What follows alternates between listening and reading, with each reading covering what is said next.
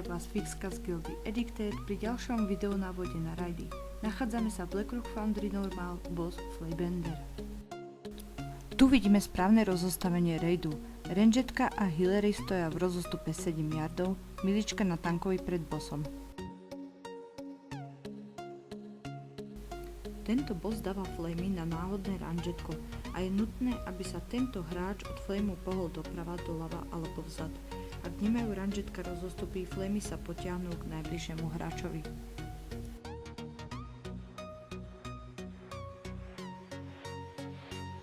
Ďalšou abilitou bossa je Molten Torrent, tzv. Meteor. Pod vami sa objaví kruh, ktorý vám naznačuje, že na vás meteor padá. Sami by ste tento damage ale neprežili a preto bežíte pri melee damage.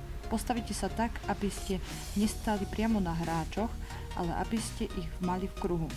Tak sa damage rozloží a vy to prežijete. Keby ste sa však postavili priamo na Milička, riskujete, že od bossa dostanete aj flamy, ktoré by sa rozliezli pod nich a to by ich zabilo.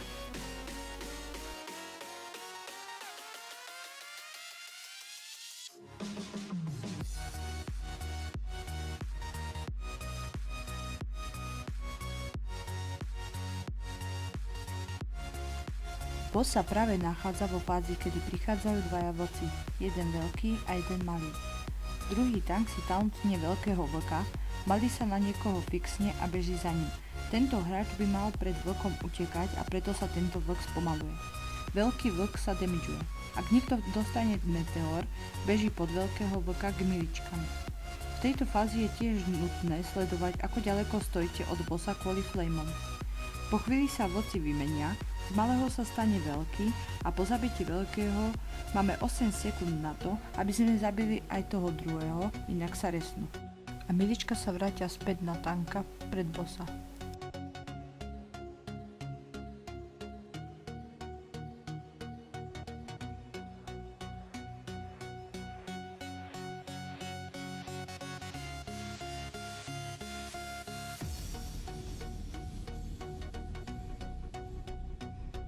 Boss castí Firestorm, vtedy treba odpaliť všetky defenzívne cooldowny a healovať. No a toto sa stále opakuje, až kým boss neumie. Ja sa s vami lúčim, zdraví vás Fixka.